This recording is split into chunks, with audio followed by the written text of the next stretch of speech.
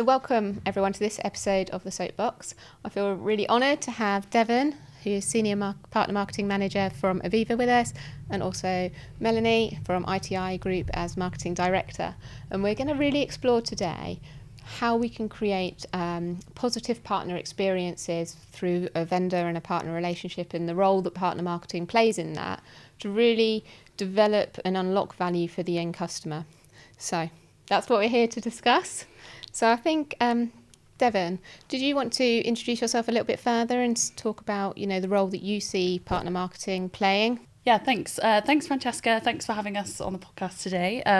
I'm Devon, working for Aviva, as Francesca mentioned. Aviva, for those that don't know, is an industrial software company. We're a fairly large company of 6,000 plus employees, and we serve many different industries across the globe. So, for example, from marine to power to pharmaceuticals. And within that, I have the pleasure of working within our partner ecosystem. So I work in our partner marketing team. And our partner ecosystem is made up of around 6,000 partners, of which ITI Group is one of our endorsed system integrators. It's quite a diverse ecosystem. So we have system integrators, we have distributors, we have value-added resellers and solution providers as well. So I personally focus on the solution providers part of our business, but also cover some cross initiatives that include engaging the entire ecosystem, which I think we'll delve into in a bit. But we're quite a large vendor, and we really love working with smaller companies such as ITI Group, who really act as that local extension to us. They have the real deep expertise in maybe one or two particular industries, and help us serve more customers, add more value, and really kind of unlocking that technical aspect that bring our products to life with our customers. Awesome, thank you. And Melanie, it'd be great to understand how you work with Devon and the partner marketing team, and really what kind of value does partner marketing really offer you in sort of unlocking, value in terms of that end customer? So ITI Group, we're a international systems integrator, so work with industrial automation and information management in a variety of sectors. And I guess the particular one where we've worked with Aviva is as the endorsed partner, and we do a lot of work with Pi System. We're a big Pi System implementer. We have a very large team in Aberdeen who are one of the leading Pi System teams in the UK. And what we as a relatively small company in compared to someone like Aviva, although we're very much growing, we see it as a systems integrator. We like to bring the best software there is on the market, and then apply our expertise to it. So we've got the people who can work with the best companies, the best software, but actually then in implementation bring out the best of those products for our clients. Excellent. Awesome. Thank you guys for that. But I think a really interesting thing, and one of the key reasons that I think we wanted to have the episode of the Soapbox today on this was the partner games. So Aviva launched partner games in 2024. ITI Group were the ultimate victors, the winner of that partner games this year. So I know a big part of your ethos in Aviva, Devon, is about creating positive partner experiences. So tell us a little bit about the partner games first. What is it? Because I'm sure a lot of people haven't heard about it. But secondly, what role does that play, or how did that inspire the partner games? Yeah, 100%. So the Aviva Partner Games is a technical competition aimed at all of our partner ecosystem, but very mainly our system integrators as our kind of more technical personas and focus within that ecosystem. And it's a competition that had 3 rounds. We asked teams of 3 engineers to come together and submit a solution for a fictional Aviva city. We created the theme and the concept with Ice Blue Sky, tried to go a little bit out of the box to the day-to-day Aviva materials that you see and themes to really spark some innovation and new solutions. And teams had to come with an idea for a solution that used Aviva software to answer the challenges of Aviva City, and then we selected the top 10 based off of our judging criteria to then progress them to pitch to a panel from Aviva virtually, and then we whittled that down to originally a final 4, but the competition was so good, the entries were so good that it ended up being a top 5 teams that won passes to come to Paris to compete in person with some specialist mentoring, with presentation time, etc. At Aviva's customer-facing flagship conference, which is Aviva World, and that took place in October of 2024. So it all kind of built up and culminated. They built a solution that was first their idea, brought that all the way through, had some extra challenges and things thrown at them in that final, and ultimately came out with, we ended up with 5 very solid solutions that integrated not only our regular Aviva portfolio, but also added on the newer elements such as our Connect platform and services there, to really give some holistic solutions that could be used in the real world, which is a great opportunity for us to identify engaged partners and really find partners that maybe we haven't engaged with as much before.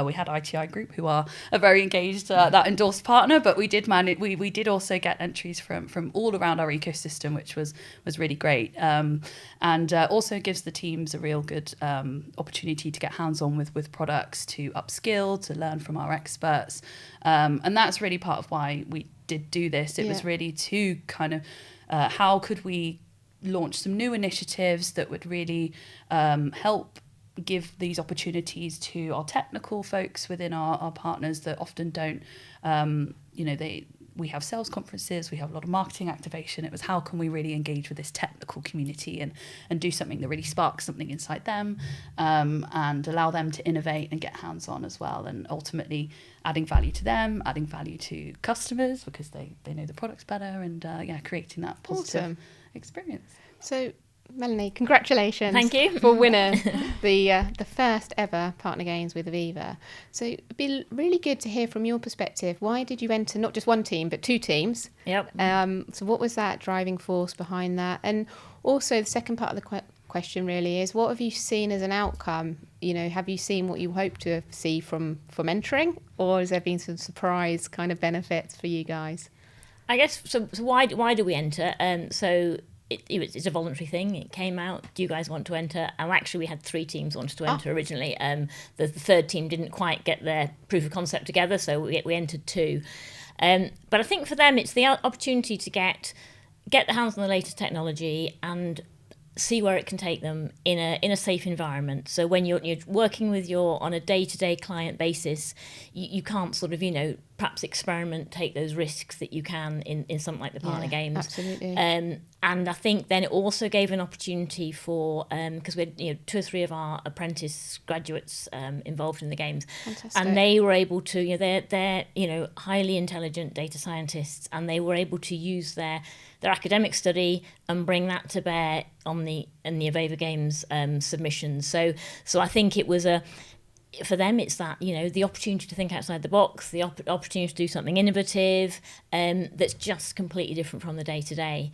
And then I think having 2 finalists was awesome, and then the whole experience actually of going out to Paris, presenting in front of a group of people, all of that, how valuable is that experience for anybody in that environment? Absolutely, and especially early in career, as you mentioned, having a safe space to develop that, having a platform to showcase that as well is absolutely good experience, valuable experience. I remember when I was sort of 18 doing that as an apprentice, not to that scale, but having to present out, and it's a daunting fact, but a really good kind of building skill that you all need, definitely. And I think you said what are the surprising things to come out of it, I guess, is now we've got potential potential solutions that we're now looking and thinking, okay, where can we take that next, from the outcome of the games, but also as I was mentioned to Devon earlier, we've now got the invitations are out now for submissions for the 2025 games, and we've got people from all over the company saying, I want a bit of that now. That's fantastic. So what did Did you have any other outcomes from the individuals? We've talked about how that's helped their career in terms of the skills and the capabilities. Is there anything from a company or an individual perspective that we've not touched on that could have been another advantage for you guys? I think for Lauren it was the opportunity to work on a finite project from start to finish. So perhaps in your day-to-day world you're involved in a snapshot of something, whereas this was a beginning, a middle, and an end all in that process. So which, as a new graduate, you might not see the end of a project. No, that soon, because obviously most projects go on for a long time. And can you share like a little bit of a highlight of what the winning solution was? The winning solution it was applying machine learning to a manufacturing data environment and drawing out, using the data science and using the analytics, is drawing out conclusions and that were never pre-predicted. So finding out how to improve productivity, save money based on what the machine learning with data science was teaching them. So I think it's the sort of thing where you maybe start the project not knowing where the answers are going to come from. Yeah. But using the machine learning, it's all above my head, but it is a bit magic. Yeah. Oh, awesome. Yeah. And you mentioned that's like a new solution, potential, it has legs, to take to market. How are you and Aviva, how are you working together to kind of take those, winning solutions or even the runner-up solutions? Because like you said, you had a couple in the final there. How are you giving that sustainability, giving it legs, taking it to market? How can you work together to do that? Yeah, I guess I guess for me it's that's what our next steps are. That's what discussions are now ongoing. Is one of the things though now our technical team are in touch with Aviva's technical team, seeing what can we do next? What does the future look like for what we've done so far? Where can we take it? Yeah, and from our point of view, obviously those conversations are already ongoing, and one of the other reasons we did launch this was also to help kind of bring some partners out of the woodwork that will create amazing candidates to come into one of our newer partner programs that we've launched at Aviva. So the Managed Solution Provider program is a new program to cater for partners that want to build, develop, market new solutions. So this is just a perfect crossover there to be able to have a really natural conversation to say, actually, why don't we work together closer on this, not only on the technical side now, but how we could actually bring that to market. What does the business case look like? Can we help bring that to some of our customer base and that ecosystem as well? And really just maximising that opportunity. And then I think also, aside from the solution itself, I think, Melanie, hopefully you agree there's been some great kind of marketing opportunities here to promote. I mean, we're here today on the podcast, because of this kind of outcome and collaboration. So hopefully there'll be even more of that and opportunities on, across social or wherever we can to not only mention ITI, but the solution. And as you mentioned, Melanie, your team presented that in front of the whole of Aviva World effectively to customers, partners, etc. So that in itself, and coming closer with the technical community between Aviva and your own organisation, obviously. And I think it's also a sort of in terms of recruitment is I want to go to a company where there's opportunity to take part in things like that. Absolutely. And that's really important, isn't it? The way that the talent market is an attraction. So Devon, you've just launched Partner Games 2025. Yes. So hackathon. Yeah. What are some of those key ingredients to a successful hackathon? It was obviously wildly successful. So Well, it had to be some level of success, otherwise we wouldn't have been running it again. Exactly. So I think aside from partnering with in this case, a great agency that's helped us really think outside of the box and kind of pushed us to go that little bit further and do something different. I think I've boiled this down to kind of three main areas. So I think even wider than just hackathons, but kind of engagement activities that are generally quite, can go quite broad. I think it's really important to still know your audience and know who you're targeting. Yes. So in this case, we were really, really trying to go for that technical audience, let them kind of geek out as much as possible, versus it becoming just a kind of Dragon's Den business sales competition. And that kind of does drive a lot of the decisions you make, and even down to who you have on the judging panel, on the mentoring side, etc. So really being targeted on that helped us. I think then also knowing the value that it brings. I mean, we've just discussed quite a few of those points, and I think being able to articulate that and really demonstrate that this isn't just a bit of fun. Of course, that's a great bonus, that it's some fun and a good engaging activity, but really actually this is adding value, hopefully, to the partners that take part and the teams that are dedicating their time. And then I think even if you have those two things and a great concept and a great theme, you need the activation and the communication. And that, in our case, is really where utilising our distributor network and our regional teams to go out and really recruit and get everyone on board and share the promotional materials, etc. Really, really helps to drive the success and again, kind of use those local relationships to say, hey, come and join Aviva's competition. There's a lot in it for you. I think those are really key pieces that help with the success.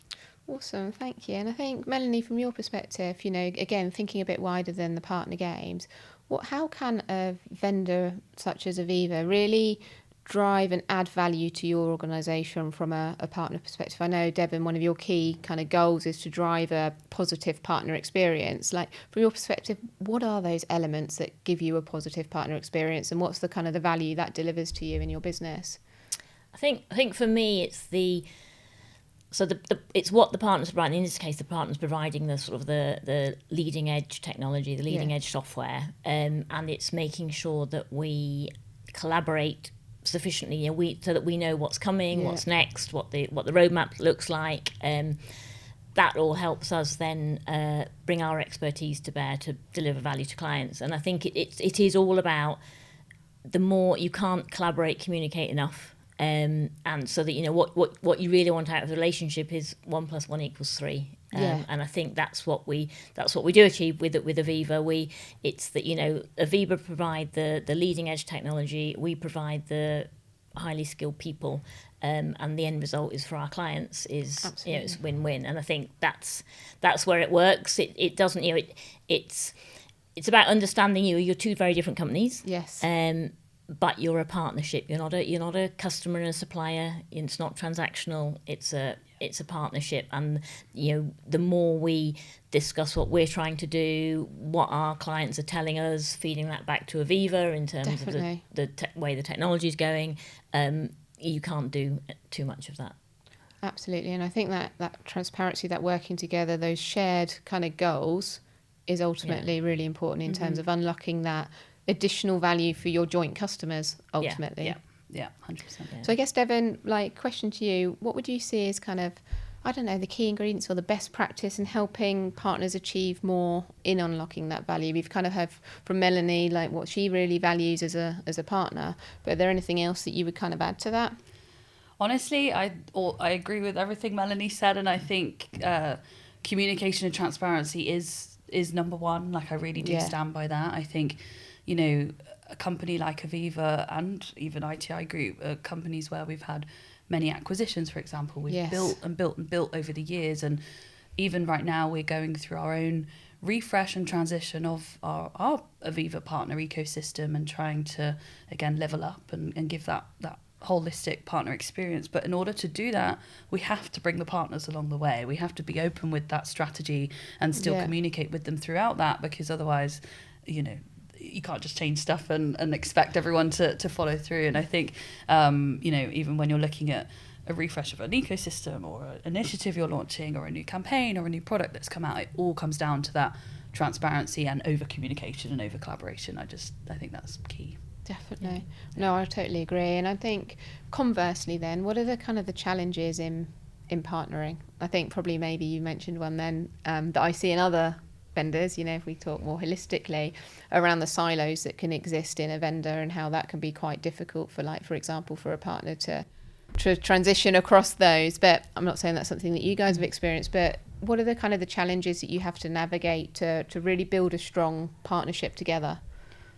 I think something that can create the silos or can create distance is simply having a huge partner ecosystem. We have thousands and thousands of partners. I mean, the fact we do have a tiered partner system helps us to work on where we have limited resources, right? So we have to prioritize with those that are the most engaged and adding that most value to our customers as well, and that top 1% is our kind of endorsed partners, but we still have thousands within the ecosystem, and how do you actually reach the right people at the right time, the right different audiences? A marketing team from an SI want to hear different things to a salesperson at a distributor. 100%. And how do you go alongside your kind of communication aspects on a mass level versus your one-to-one relationships that you have with the marketing managers or that your CAMs have on the ground and stuff. So I think the sheer volume and size of it is a great thing. We need the diversity. We love the fact we can have flexibility in the partner roles, but it definitely throws up some challenges that we're able to navigate. But it's definitely a challenge. Well, I can definitely identify that. I work with quite a lot of vendors, and I think it is the scale you're dealing with, but actually how you support each unique group needs to be different in terms of their stage of the partnership with you as well. Yeah. The maturity levels between the organisations of their the way they're going to market as well can have a big impact on that. And it's about having, where you can, a more personalised approach, but at scale is, like you say, you're one size doesn't fit all. No, even when you do segment, it's still challenging, but it goes to that point. We've seen that too from just our, I've had the pleasure of working with different types of partners while I've been at Aviva, and you have our much more mature programs like our SI program, our distributors that are very familiar, but now with launching this brand new program, we have some partners that are heritage partners coming across, but also some that are brand new to Aviva, and that again is a very different experience journey that they go on, and it's just kind of trying to ensure that audience and that the value you need to bring at different points of that. So you just mentioned, Devon, that you have got a whole new partner program, so managed service partner program, and with that you're getting brand new partners that haven't dealt with Aviva before. What are the kind of challenges then that's presenting you with, because they're obviously differing to some of the other things we've been talking about today, and how are you kind of addressing that? So as you get new partners, you get new priorities from those partners. They bring new solutions that they're coming with, especially in this new managed solution program. So this is all about bringing new use cases to us, and so it's kind of just navigating, okay, who are the audiences they're targeting, what are their priorities that can sometimes differ with us, that can sometimes complement us, and again I guess it just goes back to that transparency and communication of keeping open lines and making sure you're on the same page throughout. And sometimes the journey's not fit. Sometimes the journey actually isn't right, or they're not quite in the right partner role, and actually maybe it's better to go down a system integration route or something like that. And again, it's just keeping those lines of communications open. But I think that's a challenge when you have, again, you're kind of embracing new, but it's new, so you haven't dealt with it before. You need to kind of work out how do you tailor and adapt to the unique needs while still being able to scale up with them. And I'm sure as they become more familiar with Aviva and are able to unlock more benefits and kind of go down certification paths, they can really map out their journey and see where that can take them. Awesome. I think, Melanie, I'm just going to take us back to the point before, really, where we were talking about the challenges that can exist in partnering, from a partner and a vendor perspective.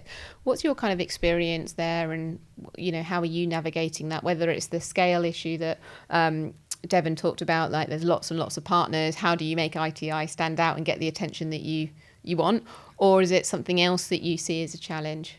I think, so as a international SI, we obviously partner with a number of companies, and it is about understanding your priorities and the partner priorities. I think for me, you're two different businesses, two very different size, different goals at the time. So it's making sure that you try and find the common ground and what you're working towards. And I think as a partner, what you're looking for from someone like an Aviva is just a clear strategy, clear the products you're working with, where are they going. Make sure that I'm delivering the message that Aviva want me to deliver to our clients about whatever product we're partnering with, and it's got the opportunity to be such a mutually beneficial process, and that's what you want. If you can get it that you've both got something to gain from the partnership, that's when it's successful. Absolutely. As soon as it stops being that, then that's not a successful partnership for me. And I think it is absolutely, isn't it? The partnering with a purpose. You have to have an aligned key purpose together to understand what you're driving at, you know, and what's that roadmap or that plan to achieving that, and the milestones and measuring the value for each organisation, right, as you say. So it is that win-win, and not only for the two partners, but also your end customer, right? Which is ultimately the key thing. We everybody wants the same for the end customer. Exactly. We all want the end customers to be successful. But I think the other thing, from a partnership point of view, is you get out what you put in. Yes. You know, if you sign up to a partnership and just expect it all to be given to you, that's going to fail. No. You get out exactly what you put in to all of these. I think that is, even to flip that back onto the vendor side too, though, I think it's so important for us to remember that you don't necessarily just partner with one vendor as well, and we do have to fight a bit for mind share, and that's actually good. You know, that's why things like the partner games and those types of initiatives hopefully help us stand out against other vendors when you have to make those decisions, because ultimately we are all trying to win mind share, but we also shouldn't get complacent that actually they're always going to choose us, and that's just a given, because, you know, that it's not, again, the partners won't just come to us either. We have to make sure we're not just recruiting new and working on the shiny new projects as such, but actually really keeping those core partners that have been a partner for a long time in some cases, really engaged, and making sure we continue to keep that benefit for each. Absolutely. I think we touched on a couple of things there. And one is like the continued investment in the partnership between you, you know, remembering that the partner has lots of other vendors, the vendor has lots of other partners. So we've got to have that aligned purpose together, and signing a partnership agreement is the bare basics, right? So you've got that piece of paper and that's all it is until we make that investment. So would you say there's like a top priority or a bit of advice that you would give to say, you know, to really get the best out of a partnership, you know, what's key, what's really vital from your perspectives? I think we've touched on it a lot, but to me the key and the priority is transparency. And maybe transparency from the start, kind of, even whether that's the start of the partnership or start of your year, your planning cycle, really sitting down with whether it is your top partners or, you know, whichever partners someone looks after, but just really sitting down and having that open, honest conversation about, right, what does the next year look like for us both? What do we want to do? Maybe within that you then prioritize a few activities or the plan, because again, time, money, resources is finite, but having that open, honest conversation, I just think is absolutely key. I think for me it's working out what you each bring to the party. You know, why are we a partner? What is it we're bringing? Let's do that, and let's do that really well, and then the Avivas or whoever will bring their part too, but, you know, let's work out our role. That's it. Working out what 1 + 1 = 5, and how do you get to that 5, you know, from that perspective. And I think another thing I would probably add is, just from some conversations I've had recently, so kind of top of mind, is that approach that everyone's going into that partnership with, that it is a partnership. It's not a partner, you know, with their stick beating the vendor if something goes wrong, and it's not the vendor saying, right, where's my sales order because of X, Y, and Z. It's that, and I think this is what that conversation has really embodied, that partnership approach to create that positive experience for everyone involved, which is ultimately going to unlock that opportunity and value for your customers at the end of the day. I think that means it comes down to having trust and respect on top of just transactions, because we're not just a transactional relationship. It really, to be a partnership, it needs, I think, trust, respect, and those things. It needs a relationship, right? Yeah, and that's what we're saying. And I think and ultimately delivering value to our clients together. Then it's a win-win. Delivering on your promises, on the value that you do. That's been awesome. Thank you very much, both of you. I've really enjoyed this conversation. It's been great to explore this topic. So thank you for joining us. Thank you for having us. Thank you very much. You're welcome. Thank you.